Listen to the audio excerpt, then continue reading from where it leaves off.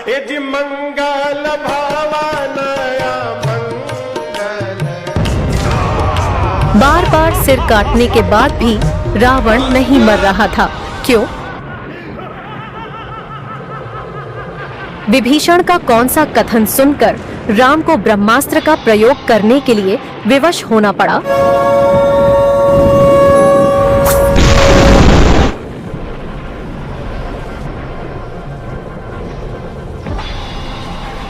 राम, कृपया जाकर थोड़ा आराम कर ले। आप बुरी तरह घायल हैं। इस बीच मैं युद्ध संभाल लूंगा। रावण, योद्धा हो तो बचाओ अपने आप को लक्ष्मण के इस हथियार से। तो छोटा भाई लड़ने आया है? ठीक है, लो देखते हैं कि तुम इससे बच पाते हो या नहीं।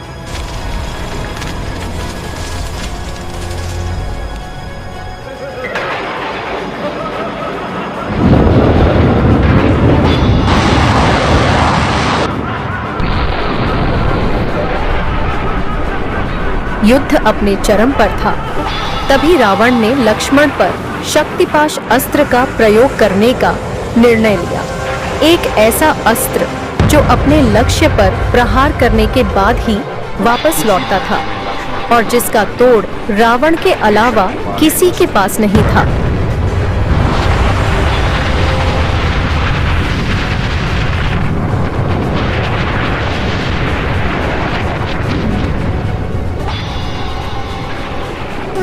हनुमान केवल भक्त नहीं, राम की सबसे बड़ी शक्ति थे।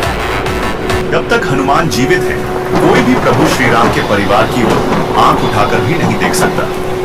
मेरे रहते उनके प्रियजनों का एक बाल भी बांका नहीं होगा। यह पवन पुत्र का अटल प्रण है और यह प्रण कभी नहीं टूटेगा। ओह, तो अब यह बंदर मुझसे लड़ेगा? श्री राम और लक्ष्मण, तुम कहाँ हो? क्या तुम डर गए हो जो इस बंदर को भेजा है? इसे तो मैं इस गदा के एक ही प्रहार से कुछ ही पलों में हरा दूंगा। फिर हनुमान और रावण के बीच गदा युद्ध शुरू हो गया। जल्द ही हनुमान ने रावण को हरा दिया और उन्हें जमीन पर गिरा दिया। तब रावण ने सोचा, लगता है कि हनुमान को साधारण हथियारों से नहीं हराया जा सकता। मुझे उन्हें चंद्रहास खड्ग से ही हराना होगा। चंद्रहास प्रकट। रावण क्रोध से दहाड़ उठा। उसने अपने दिव्य चंद्रहास अस्त्र को प्रचंड शक्ति के साथ हनुमान की ओर छोड़ दिया। पूरा रणभूमि उस तेज से कांप उठी, लेकिन पवन पुत्र अडिग खड़े रहे। अस्त्र उनकी दिव्य शक्ति के सामने निष्प्रभावी होकर अपनी ऊर्जा खो बैठा और आकाश में विलीन हो गया। यह अद्भुत दृश्य देखकर रावण के चेहरे पर पहली बार चिंता की रेखाएं उभर आईं। वह मन ही मन सोचने लगा, शिव जी के शक्तिशाली अस्त्र से भी हनुमान जी के शरीर पर एक खरोंच तक नहीं आई। यह क्या रहस्य है? हनुमान जी के वेश में यह कौन है? जो कोई भी है, वह निश्चित रूप से कोई साधारण प्राणी नहीं है। हनुमान, अब पीछे हटो। ये युद्ध अब मेरा है। युद्ध अपने अंतिम चरण में पहुंच चुका था। धर्म की विजय का समय आ गया। तब प्रभु श्री राम ने रावण का अंत करने का दृढ़ संकल्प लिया और शांत किंतु तेजस्वी स्वर में बोले, रावण का सिर धड़ से अलग करके उसे मृत्यु दंड देने का समय आ गया है। सबसे पहले मैं रावण की पूरी सेना का विनाश करूंगा और फिर स्वयं रावण। रावण, मृत्यु के लिए तैयार हो जाओ। मैं तुम्हारा अंत करने जा रहा हूं।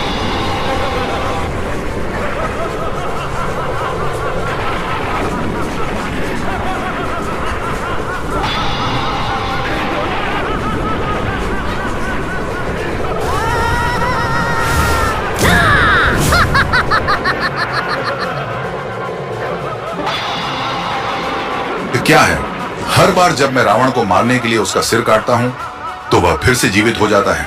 मैं क्या करूं? रावण को मारने का कोई ना कोई तरीका तो जरूर होगा।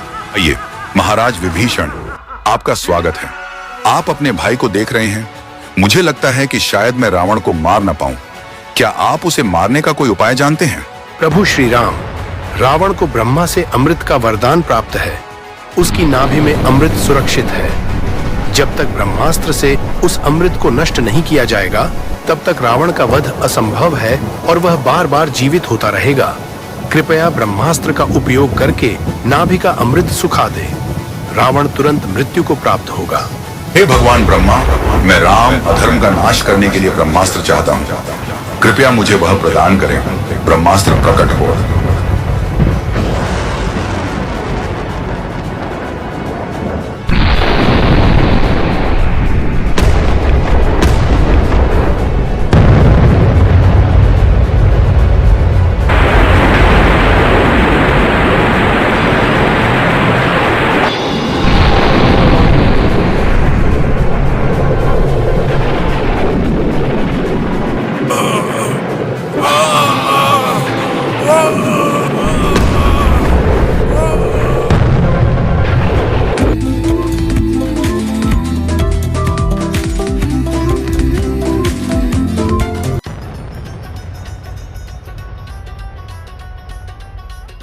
देवी सीता, एक अच्छी खबर है। आपके स्वामी श्री राम ने रावण जैसे अत्याचारी का अंत कर दिया है। आपके स्वामी श्री राम आपको वापस लेने आ रहे हैं। आइए देवी, कृपया तैयार हो जाइए। त्रिजटा, सबसे पहले मैं अपने प्रभु श्री राम के दर्शन करूंगी, उसके बाद ही मैं तैयार होंगी। मैं उनके आने की प्रतीक्षा करूंगी।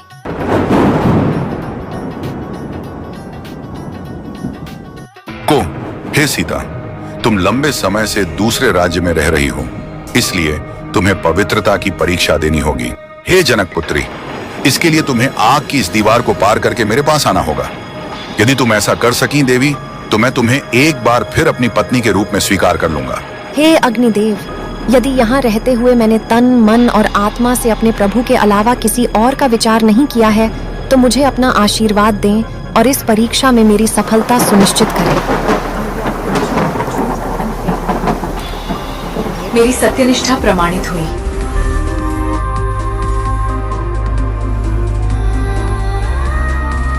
महाराज विभीषण, हमारा कल तक अयोध्या पहुंचना बहुत जरूरी है।